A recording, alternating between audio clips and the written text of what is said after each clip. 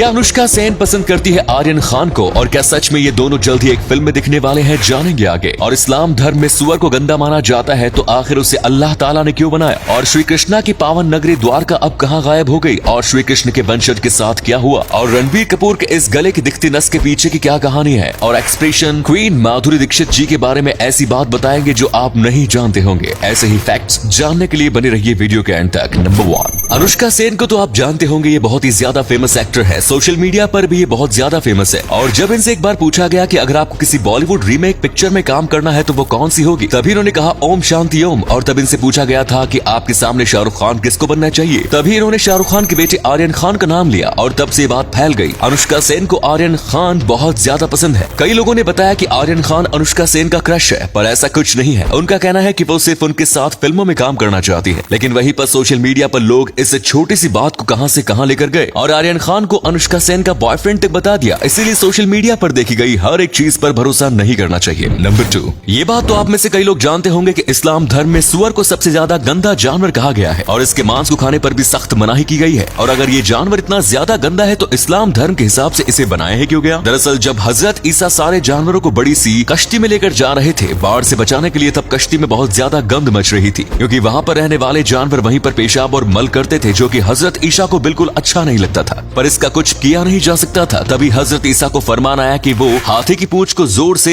जन जोड़े, और वैसा करने पर हाथी की पूंछ में से एक जानवर निकला जिसे सुअर कहा जाता है, और इसने जानवरों के सारे मल और पेशाब को खा लिया और उस शिप को साफ कर दिया। नंबर 3, श्री कृष्ण ने अपनी एक नगरी बनाई थी जिसका नाम है द्वारका। इसके बारे में हर कोई जानता है। द्वारका नगरी सोने से जड़ी हुई थी, लेकिन फिर ये नगरी पूरी की पूरी पानी में डूब गई, और साथ ही कृष्ण के सारे वंशज की मृत्यु हो गई। तो आखिर ऐसा क्यों हुआ? दरअसल इसके पीछे दो कहानी है जो कि एक दूसरे से आकर मिलती है। दरअसल महाभारत के युद्ध के बाद कौरवों की माता ने श्री कृष्ण को श्राप दिया था कि जिस तरीके से मेरा वंश खत्म हो चुका है, वैसे ही तुम्हारा वंश तुम्हारी आंखों के सामने खत्म होगा। और श्री कृष्ण को पहले से पता था कि उन्हें यह वरदान मिलने वाला है। श्री कृष्ण ने इसे श्राप से ज्यादा वरदान माना, और साथ में श्री कृष्ण के लड़कों ने मिलकर एक ऋषि के सामने गर्भवती महिला बन के मस्ती की। तब उसने भी श्राप दिया था कि तुम्हारे वंश का अंत उस हथियार से होगा जिसे तुम मेरा मजाक उड़ा रहे हो। और इसीलिए फिर यदुवंशियों के बीच बहुत बड़ी लड़ाई हुई और वो सब मारे गए। इसके बाद बलराम और श्री कृष्ण ने भी अपने प्राण त्याग दिए, और द्वारका के सारे रहने वाले और स्त्री से लेकर अर्जुन अपने नगर चले गए, और फिर द्वारका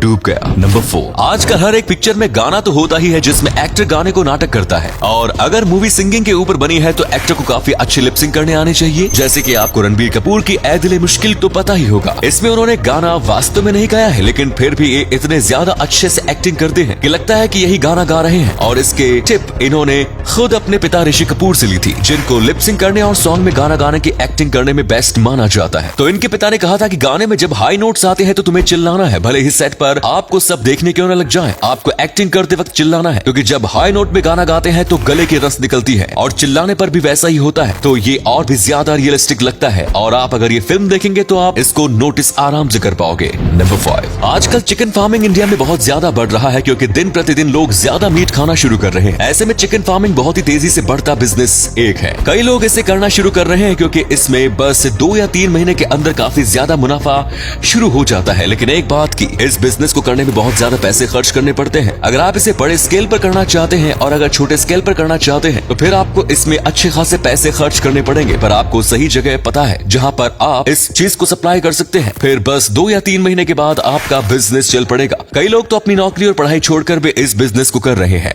नंबर 6, मशहूर एक्ट्रेस माधुरी दीक्षित को कौन नहीं जानता, आज कई लोगों के दिल में छाई हुई है, और कई वक्त से फिल्म इंडस्ट्री में होने के बाद भी आज भी ये उतनी ही फेमस है, या कहूं उससे भी ज्यादा फेमस है। शुरुआत में तो इनके परिवार वाले एक्टिंग को लेकर इनको बिल्कुल सपोर्ट नहीं करते थे। इनके परिवार वालों ने तय किया था कि अगर ये कुछ वक्त में फेमस एक्ट्रेस नहीं बनती है तो इनकी शादी करवाई जाएगी, और जितना वक्त इनको दिया गया था उतने में ये मशहूर एक्ट्रेस नहीं बन पाई। जिसके बाद इनकी एक गायक के साथ शादी फिक्स होने वाली थी, लेकिन गायक ने मना कर दिया, और माधुरी दीक्षित को एक सेकंड चांस मिला, और इस सेकंड चांस में बहुत ज्यादा फेमस हो गई। इसके बाद इनकी और संजू बाबा यानी संजय दत्त की भी शादी होने वाली थी, लेकिन फिर वो वक्त आया जब संजय दत्त कई अलग अलग चीज में फंस गए और उन्हें जेल हो गए। इसके बाद इनके परिवार वालों के कहने पर इन्होंने एक फॉरेन के डॉक्टर से शादी कर ली। आज ये अपनी जिंदगी में बहुत ज्यादा खुश हैं, और इनके 2 बेटे भी हैं। नंबर 7, अगर आप अभी 16 से 22 साल के बीच हैं तो इस बात को हमेशा याद रखिएगा कि आपको इस वक्त में दोस्त बनाने हैं। कुछ ऐसे दोस्त जो बहुत ज्यादा अच्छे हों, आपको अच्छे दोस्त बनाने हैं, और खुद अच्छा दोस्त बनना भी है, क्योंकि अगले 4 से 5 सालों में आपको दोस्ती इतनी ज्यादा काम आएगी कि आपको यकीन नहीं होगा। लेकिन इसके लिए अच्छा दोस्त होना और अच्छा दोस्त बनाना दोनों जरूरी है। और ऐसा नहीं है इस वक्त आपके पास फैमिली और रिलेटिव नहीं होंगे, ये भी आपकी मदद करने के लिए होंगे, लेकिन जब तक इन्हें बात समझ में आएगी कि आखिर आप किस समस्या में फंसे हैं, तब तक रायता इतना ज्यादा फैल चुका होगा कि उसे समेटना इम्पॉसिबल हो जाएगा। वहीं पर आपको दोस्त को